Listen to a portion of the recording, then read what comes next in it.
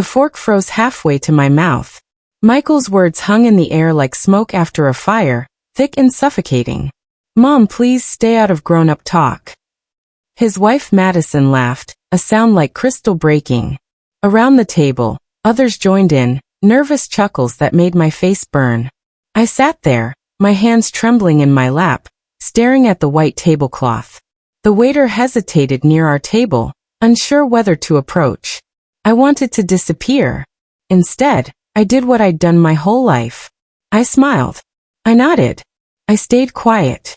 But something inside me cracked that night, something I didn't know could break. When the bill came, I noticed the corporate logo at the top. Turner & Lau Properties. My signature sat at the bottom of their loan documents. My name. My guarantee. My money is holding up their empire. That's when I realized the truth. They'd forgotten who built the foundation they stood on. If you're watching this video, please like and subscribe to the channel, and tell me in the comments section where you're listening to my revenge story from. I want to know how far it has reached. I wasn't always invisible. 23 years ago, I was everything to Michael. His father died when he was only 7, leaving us with a mortgage, medical bills, and a future that looked like a dark tunnel with no light. I worked double shifts as a school principal, tutored on weekends, and sold everything we didn't absolutely need. I wore the same 3 dresses to parent-teacher meetings for 5 years. Michael never went without new school supplies or birthday parties. When he graduated college, I felt proud enough to burst. When he started his first business, I co-signed his loan without hesitation. Just a formality, Mom, he'd said, handing me the papers. You're just a guarantor. You won't actually pay anything. I signed my name carefully, the way I taught him to write his own in first grade. I thought love meant trust. I thought being a mother meant saying yes. I was wrong about a lot of things back then. I first met Madison at a cafe 3 years ago. She walked in wearing clothes that cost more than my monthly salary, her hair perfect, her smile practiced. Michael looked at her like she was in sunlight. Mom, this is Madison, he said, his voice full of pride. Madison, this is my mother, Elaine. She shook my hand with just her fingertips, the way you'd touch something you weren't sure was clean. It's so nice to finally meet you, she said, though her eyes scanned the cafe, already looking for someone more interesting. Her mother Diana arrived 10 minutes later. She wore pearls and judgment in equal measure. And what do you do, Mrs. Turner? Diana asked, stirring her tea. I'm a school principal, I answered. Diana's smile didn't reach her eyes. How noble, she said, the word somehow sounding like an insult. Michael didn't notice. He was too busy watching Madison. That's when I first felt it, that cold sense of being measured and found lacking. The engagement dinner happened at Diana's house, a place so big I got lost looking for the bathroom. Crystal chandeliers hung from ceilings painted with clouds. The dining table could seat 20 people. I brought homemade apple pie, Michael's favorite since childhood. Diana's housekeeper took it from me with a polite smile, and I never saw it again. During dinner, Michael stood to announce the engagement. Everyone applauded. I started to stand, to offer a toast, but Diana's hand touched my arm. Let's keep speeches short, dear, she said quietly. We have so many guests. I sat back down, my champagne glass untouched. Michael didn't even look at me. Later, when I tried to hug him goodnight, Madison was already pulling him toward the door, talking about their honeymoon plans. Bye, Mom, he called over his shoulder. I drove home alone, the taste of unsaid words bitter in my mouth. 6 months after the wedding, Michael came to my house with a briefcase. Mom, I need you to sign something, he said, spreading papers across my kitchen table. It's just an update to the loan documents. Standard business stuff. I looked at the pages, all those words in tiny print. What does guarantor mean exactly? I asked. He laughed. It just means you're backing me up. It's a formality. The business is doing great. You won't ever actually have to pay anything. I picked up my pen. Are you sure? Mom, don't you trust me? The question stung. Of course I trusted him. He was my son. I signed on the line marked with an X. Michael kissed my cheek and left within 10 minutes. I made coffee afterward and sat alone in my kitchen, staring at the copy he'd left me. My name appeared 7 times in those documents. I didn't understand what any of it meant. Not yet. The phone calls stopped slowly, so gradually I almost didn't notice. First, our weekly Sunday dinners became monthly. Then monthly became, whenever we can. Michael's birthday passed with a text message. Sorry Mom, crazy busy with work. My birthday came and went without a call. I baked his favorite pie anyway, wrapped it carefully and drove to his office. The receptionist smiled sympathetically. Mr. Turner is in meetings all day. I can take that for you. I handed over the pie, feeling foolish. That night, Madison posted photos on social media from an expensive restaurant. She tagged everyone at the table except me. I stared at the photo for too long, trying to find my son in the stranger wearing the designer suit. I couldn't. I kept his baby pictures on my mantle, next to his father's photo. Sometimes I talked to them both, telling them about my day. The silence answered back. The call from the bank came on a Tuesday morning. Mrs. Turner? This is the First National Bank. Just a routine check-in regarding your guarantor status on the Turner & Lyle Properties account. My stomach dropped. Is something wrong? Oh no, nothing urgent. We're just updating our records. You're listed as primary guarantor on a line of credit currently valued at $2.3 million. I nearly dropped the phone. $2.3 million? Yes, ma'am. Just wanted to confirm your contact information is current. Have a great day. I sat on my couch for an hour after that call, my hands shaking. $2.3 million. My teacher's pension was $48,000 a year. My house was paid off, but my savings account had maybe $30,000. If something went wrong with Michael's business, I'd lose everything. I'd never even asked what the business did. I called Michael. It went to voicemail. Hi, sweetheart. Can we talk? It's about the bank. He texted back 3 hours later. Everything's fine, Mom. Don't worry. The charity auction was Diana's idea of community service. I attended because they were raising money for the school district. I donated a handmade quilt, something I'd worked on for months. When it came up for bidding, Madison leaned over to her friend and said, loud enough for half the table to hear, "Oh, how cute. Homemade." Diana added, "Elaine's very sentimental." The room laughed. Someone bid $50, probably out of pity. A painting donated by Diana's interior designer went for $5,000. After the auction, I tried to leave quietly. One of my former teaching colleagues stopped me. "Elaine, you okay?" She'd heard everything. The pity in her eyes made it worse. "I am fine." I lied. In my car, I finally let the tears come. I cried for the woman I used to be. The one who'd raised a good son. I didn't recognize the man he'd become. Or maybe I'd never really known him at all. That night, I couldn't sleep. At 2 in the morning, I went to my office and pulled out the loan documents Michael had given me. I spread them across my desk and started reading, really reading this time. Primary guarantor. Unlimited liability. Personal assets at risk. The words jumped out at me like accusations. I found the business registration papers Michael had left years ago. Turner & Lyle Properties. Residential Development and Property Management. I looked up the company online. Their website showed luxury apartments and office buildings. Recent news. Turner & Lyle announces major expansion into commercial real estate. My hands shook as I kept reading. According to these documents, if the company defaulted on its loans, the bank could take my house, my pension, everything I'd spent 40 years building. Michael had never explained any of this. Or maybe he had, and I hadn't wanted to hear it. I made coffee and watched the sun rise. By morning, I knew what I needed to do. I called Diana's house, my voice steady despite my racing heart. "Diana? It's Elaine.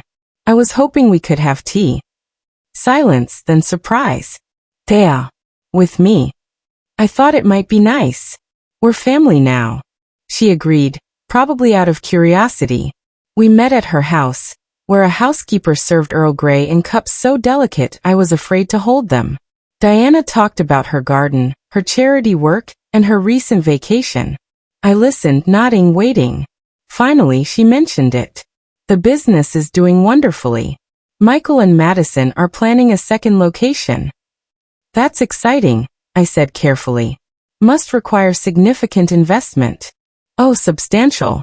But as long as the loans stay steady and the guarantor remains committed, we'll be fine. She sipped her tea, oblivious. I smiled and sipped mine. I certainly hope your guarantor understands the responsibility, I said softly. Diana laughed. Oh, she's family. She'd never pull out. She meant me. She just didn't know I was sitting right there, listening to how disposable I was. The attorney's office smelled like old books and expensive leather. I'd found him through a colleague, someone who knew I needed discretion. Mrs. Turner, based on these documents, you have the legal right to withdraw your guarantee at any time, he explained, reading glasses perched on his nose. The contract allows for termination with 30 days written notice. What happens then? The bank will require Turner and Lyle to secure alternative guarantees or additional collateral. If they can't, the credit line could be frozen or reduced. My mouth felt dry. And is this legal? I won't be breaking any laws. He looked at me over his glasses. It's perfectly legal. You're simply exercising your contractual rights. Did they coerce you into signing? No, I whispered. I did it out of love. He nodded slowly. Love doesn't obligate you to financial ruin, Mrs. Turner. Think carefully about what you want to do. I thought about Michael's words. Stay out of grown-up talk. I'd stayed out long enough. The bank manager stood when I entered, suddenly professional in a way he'd never been before. Mrs. Turner, please sit down. I didn't realize you were the primary guarantor on the Turner and Lyle account. I sat, back straight. I need to understand my exact position. He pulled up records on his computer. You're guaranteeing a $2.4 million line of credit.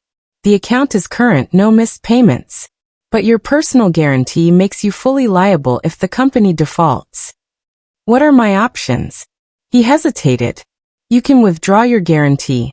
But Mrs. Turner, that would trigger an immediate review of the account. The company would need to provide alternative security.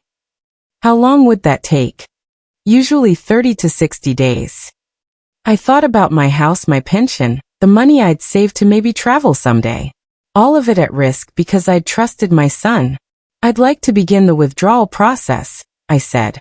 The manager's eyes widened. Are you certain? This could have significant implications for the business. I met his gaze. I'm certain. Madison hosted another dinner, this time at the house Michael and she had bought with their business profits. It was beautiful, modern, and cold. Everything matched. Nothing felt like home. I tried to leave early, claiming a headache.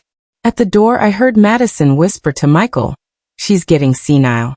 Probably shouldn't be living alone." My hand froze on the doorknob. Michael murmured something I couldn't hear. Madison laughed quietly. "We should probably think about power of attorney, while she can still sign things." I stood there, my back to them, my face burning. Senile. They thought I was losing my mind because I was quiet, because I smiled through their dismissals. They had no idea what I was actually planning. I turned around.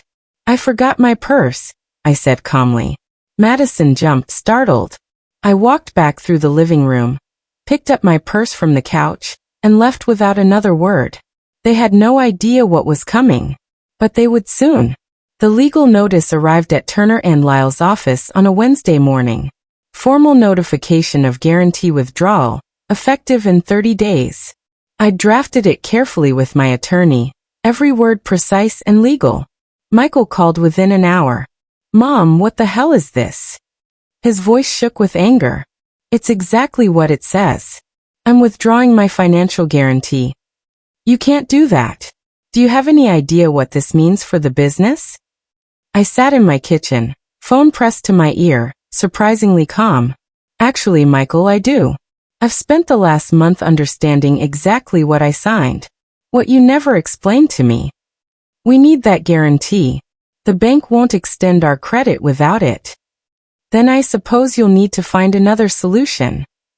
Silence. Then his voice cold. This is about Madison, isn't it? You've never liked her. This is about me, Michael.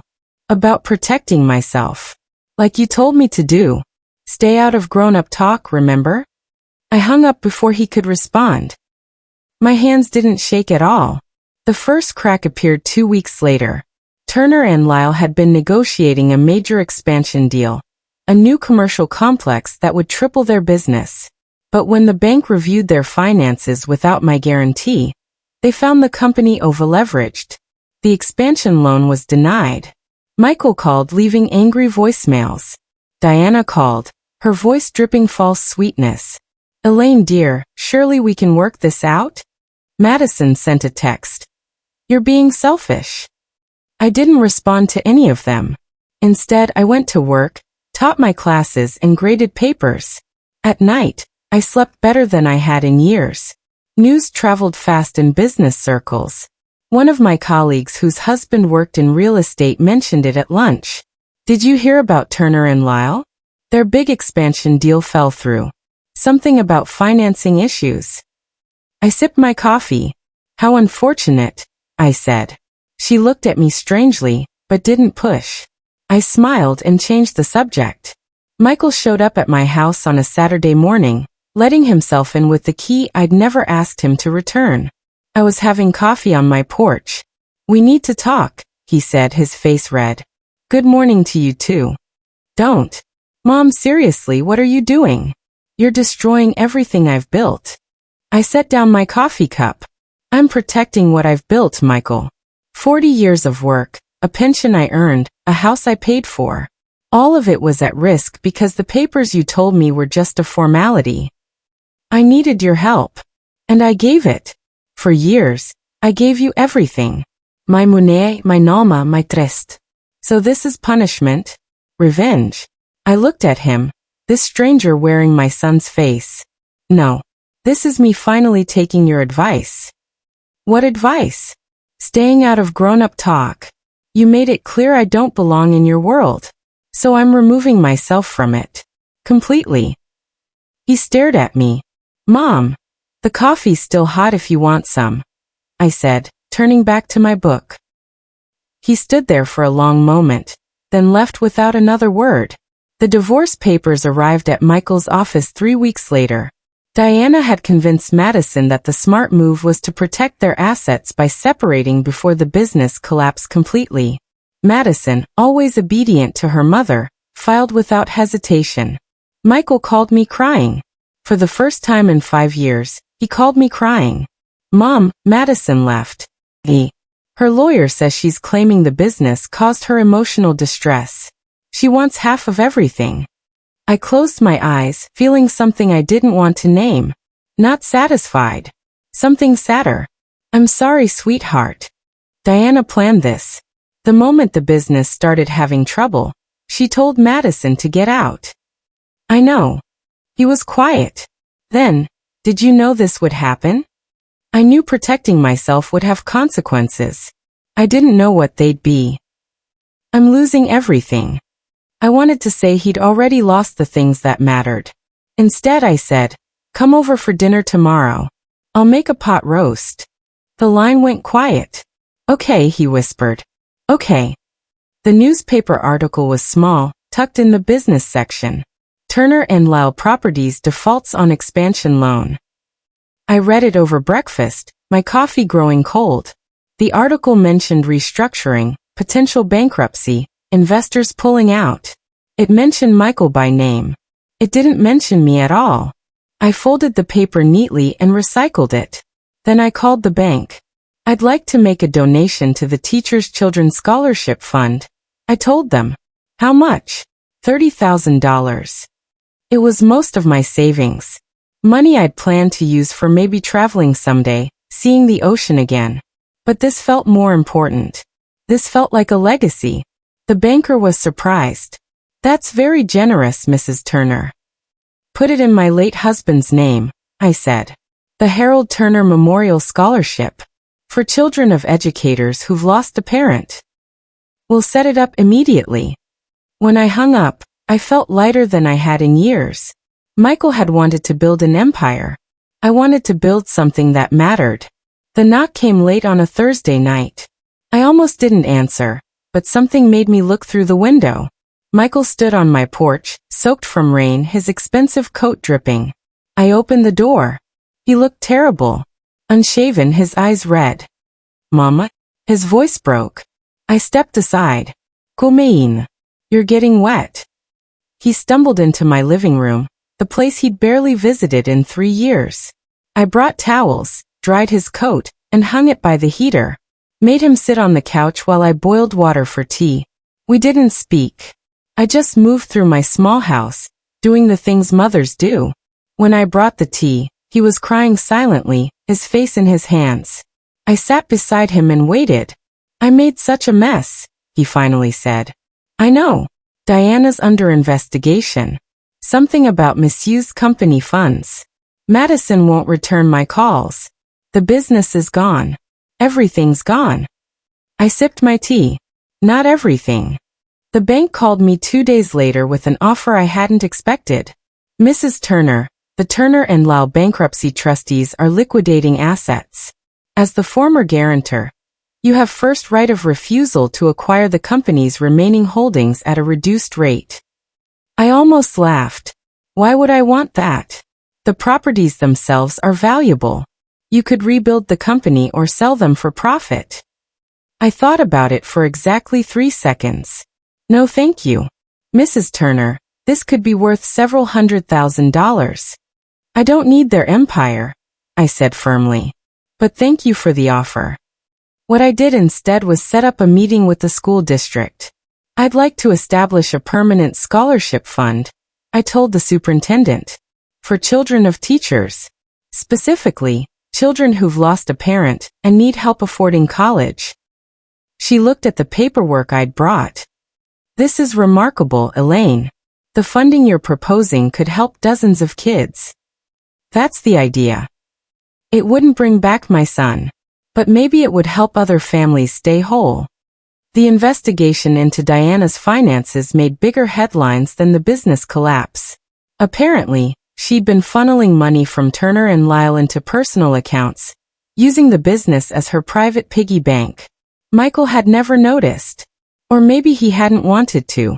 The article included photos, Diana in handcuffs, trying to hide her face. Madison released a statement through her lawyer, claiming she'd known nothing. Turner and Lyle's investors filing lawsuits.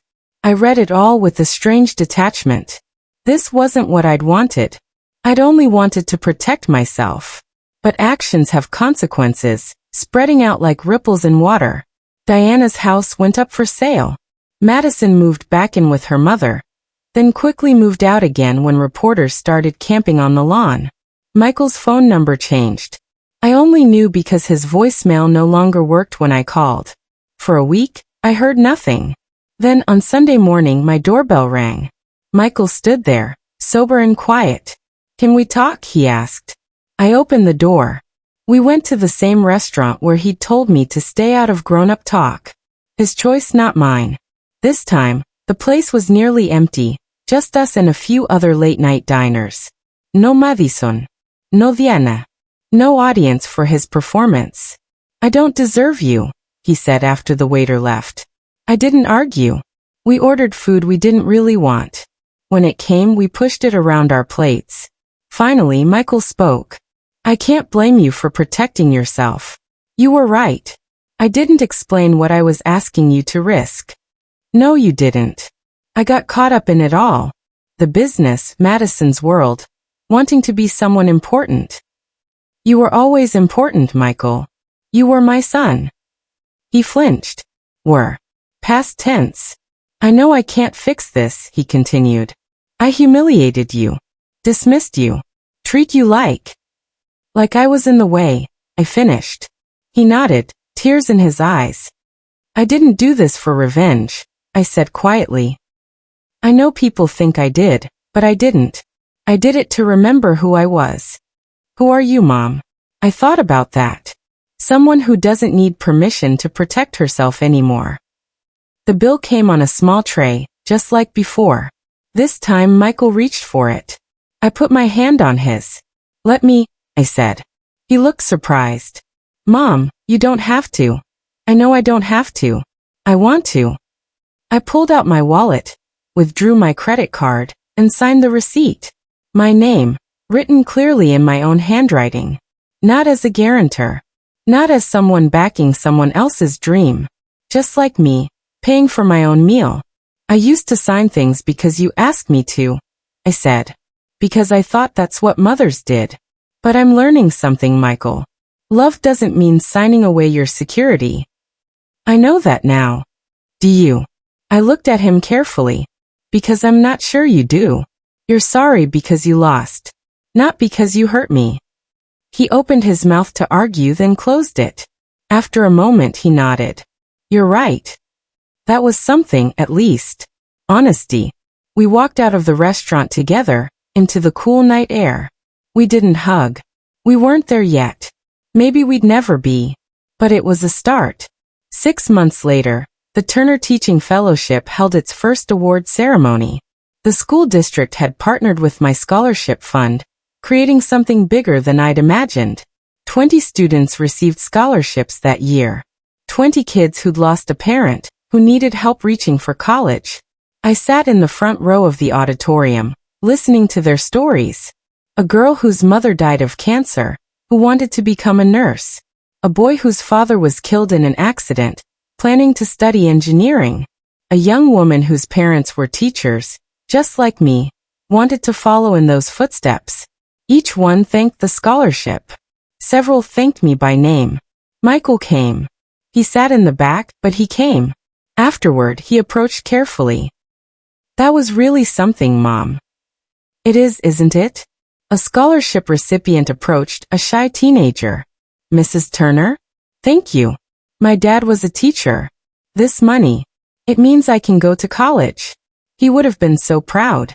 I hugged her. This stranger who understood loss. He is proud, I told her. Wherever he is. Michael watched us. I saw something in his eyes, regret, maybe. Or understanding, finally. Now I sit on my porch most evenings, watching the sun set over my small garden. Letters come regularly from scholarship recipients, updates on their studies, thank you notes that make my refrigerator door crowded with photos. Michael visits sometimes. Not often, but sometimes. We're rebuilding slowly, carefully. He got a regular job, something humble. He lives in a small apartment now, drives an old car. Last week he brought groceries and helped me fix my porch railing. We didn't talk much. We didn't need to. The woman I was a year ago wouldn't recognize me now. She would have been afraid of conflict, terrified of losing her son's love. But I learned something important through all of this. You can't lose what you never really had. And you can't keep people by making yourself small. Sometimes justice isn't about revenge. It's not about winning or destroying someone else. It's about reclaiming your peace. It's about teaching yourself and others that love without respect isn't really love at all. The scholarship fund will outlive me. Long after I'm gone, teachers' children will go to college because I finally stood up for myself. That's legacy. That's what matters. Not empires or properties or expensive dinners. Just small acts of love that ripple outward, helping people you'll never meet. I smile, watching the sunset. For the first time in years, I feel completely, perfectly free.